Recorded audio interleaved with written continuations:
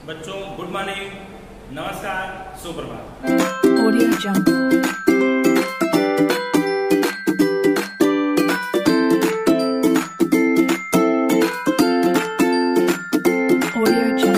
विद्यार्थी मित्रों, आज मैं आप लोगों को स्टैंडर्ड 12 इकोनॉमिक्स का लेसन नंबर 2 आर्थिक वृद्धि और आर्थिक विकास के निर्देशक के बारे में बताने वाला हूं। आर्थिक वृद्धि और आर्थिक विकास के अंदर अगले टॉपिक में बता चुका हूं। आज मैं आपको बताऊंगा कि आर्थिक विकास के निर्देशक कौन से होते हैं।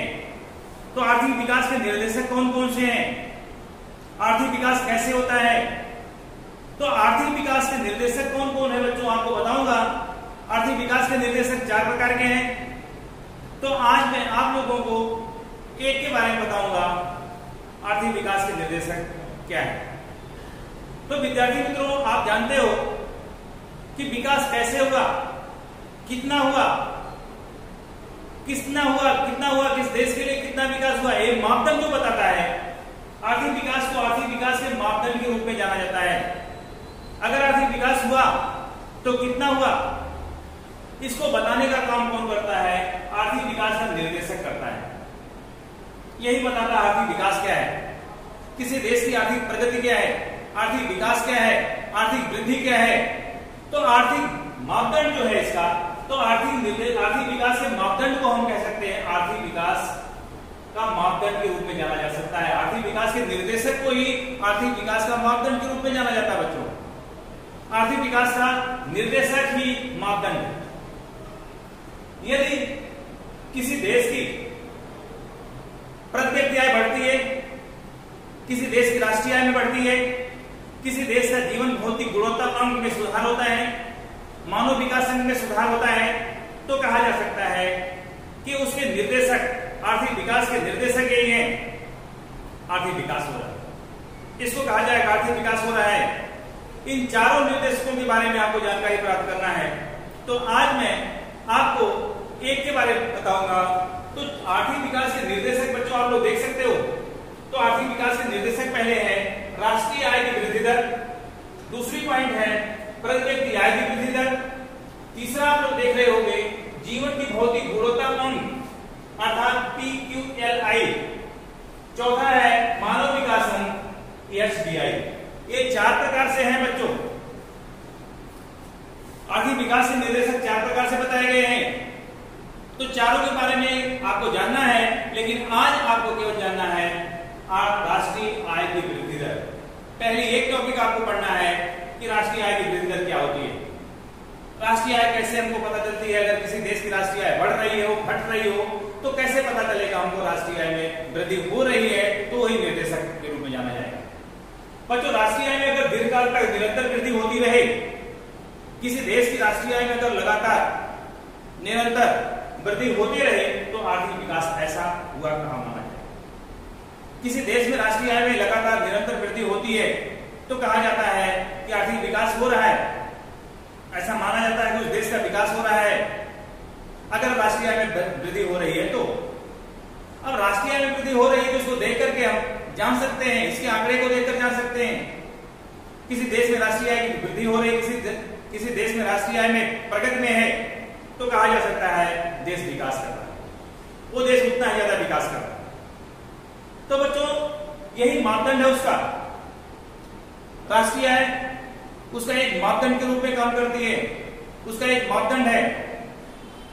तो क्या क्या होना चाहिए बच्चों, राष्ट्रीय आय अगर ऊंची दर से वृद्धि हो रही है, किसी देश के राष्ट्रीय आय में अगर तेजी से वृद्धि हो रही है, ऊंचा है किसी देश का राष्ट्रीय आय, ऊंचा है, ऊंची दर से अगर बढ़ती है, तो विकास दर ऊंचा माना जाता है। इसकी 4 टॉपिक है इसकी भी। दूसरी पॉइंट है राष्ट्रीय आय नीची दर से अगर वृद्धि हो रही है, राष्ट्रीय आय में वृद्धि दर कैसी हो, नीची हो रही है, तो विकास दर कैसा माना जाएगा, नीचा माना जाएगा। अगली पॉइंट है राष्ट्रीय आय में कमी हो, अगर किसी देश की राष्ट्रीय आय में कमी हो रही हो तो विकास दर पीछे माना जाएगा। विकास दर कैसे होगा बच्चों, पीछे माना जाएगा, क्योंकि कमी हो रही है, राष्ट्रीय आय में कम हो रहा है, राष्ट्रीय आय में कमी हो रही है, तो विकास दर पीछे हो जाएगा। इस प्रकार से कह सकते हैं अगर राष्ट्रीय आय में वृद्धि ना हो, मान लेते हैं राष्ट्रीय आय में वृद्धि नहीं हो रही है, तो विकास दर कैसा होगा? अस्थगित होगा। तो ये 4 पॉइंट है आपके राष्ट्रीय आय को समझने के मापदंड के रूप में। ये मापदंडों में राष्ट्रीय आय की वृद्धि कितनी हो रही है, वृद्धि को देख करके हम जान सकते हैं कि राष्ट्रीय आय बढ़ रही है, घट रही है, कि स्थगित है, या कमी हो रही है, या पीछे हो रही है। तो देख लो बच्चों, राष्ट्रीय आय अगर ऊंची दर से अगर बढ़ती है तो विकास दर ऊंचा माना जाता है। राष्ट्रीय आय में नीची दर से अगर वृद्धि हो रही है तो विकास दर नीचा माना जाता है। राष्ट्रीय आय में वृद्धि ना हो तो विकास दर कैसा माना जाएगा? अस्थगित माना जाएगा। अस्थगित है, शून्य है, रुका हुआ है, उसमें वृद्धि नहीं हो रही है। इस राष्ट्रीय आय में कमी अगर हो रही है तो विकास दर पीछे माना जाएगा। ये 4 पॉइंट है इसके राष्ट्रीय आय की वृद्धि दर के लिए। इस प्रकार हम कह सकते हैं कि राष्ट्रीय आय की गणना बाजार भाव पर नहीं बल्कि स्थिर भाव पर की जाती है। किसी देश की राष्ट्रीय आय की गणना किस पर की जाती है बच्चों? बाजार भाव पे नहीं बल्कि स्थिर भाव पे की जाती है। जितना वहां का स्थिर भाव है, क्योंकि बाजार भाव लगातार बदलते रहते हैं, कभी ज्यादा होता है कभी कम होता है, लेकिन जब स्थिर भाव होता है तब राष्ट्रीय आय की गणना की जाती है। राष्ट्रीय आय की गणना हमेशा स्थिर भाव पे की जाती है। ओके बच्चों, राष्ट्रीय आय को प्रस्तुति करने के लिए इस तालिका के द्वारा आप समझ सकते हैं। ये तालिका आप देख सकते हो राष्ट्रीय आय की प्रस्तुतिकरण करने के लिए। तो राष्ट्रीय आय की प्रस्तुतिकरण आप इस तालिका के आधार पर जान सकते हो। नॉर्वे सबसे आगे है। राष्ट्रीय आय की वृद्धि दर में नॉर्वे कितना परसेंट है? राष्ट्रीय आय की वृद्धि दर कितनी है? 2.2%। एग्जाम में क्वेश्चन पूछे जाते हैं बच्चों, बोर्ड के एग्जाम में आता है। इसमें से अमेरिका का राष्ट्रीय आय की वार्षिक वृद्धि दर कितना? 2.4% है। अमेरिका का कितना है? 2.4% है। श्रीलंका का कितना है? 4.5% है। चीन का 7.3% है और हमारे भारत का 7.3% है। पाकिस्तान का 4.7% है। अब इस तालिका को देख करके हम इस आंकड़े को देख करके हम बता सकते हैं कि किस देश की राष्ट्रीय आय में वार्षिक वृद्धि दर कितनी है। अगर भारत का देखा जाए 7.3% है, चीन का देखा जाए 7.3% है। अगर नॉर्वे, अमेरिका और श्रीलंका के साथ तुलना किया जाता है तो उसकी तुलना में भारत का विकास वार्षिक राष्ट्रीय आय में वृद्धि दर अधिक है। उनकी तुलना में, इन देशों की तुलना में, नॉर्वे, अमेरिका और श्रीलंका की तुलना में भारत का वार्षिक वृद्धि दर कितना है? 7.3% है। तो ऐसा नहीं कहा जा सकता ये सब विकास नहीं कर रहे हैं, वार्षिक वृद्धि दर इनकी नहीं हो रही है। वो सब बच्चों पहले से वार्षिक वृद्धि दर उनकी ज्यादा है, वो पहले से विकास कर चुके हैं, लेकिन अभी भी 2.2% की दर से विकास कर रहे हैं। इन देशों में वार्षिक वृद्धि दर बढ़ी हुई है, वार्षिक वृद्धि दर हो रही है। इसलिए कहा जा सकता है कि आर्थिक विकास निरंतर चलने वाली प्रक्रिया है। आर्थिक विकास अगर रुक जाएगा तो स्थगित हो जाएगा। विकास दर अगर नहीं बढ़ रहा है तो स्थगित। तो बच्चों, हमेशा हर देश के लिए राष्ट्रीय आय में वृद्धि निरंतर होती रहनी चाहिए।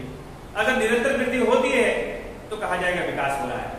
वृद्धि अगर कम हो गई तो नीचे बोला जा सकता है।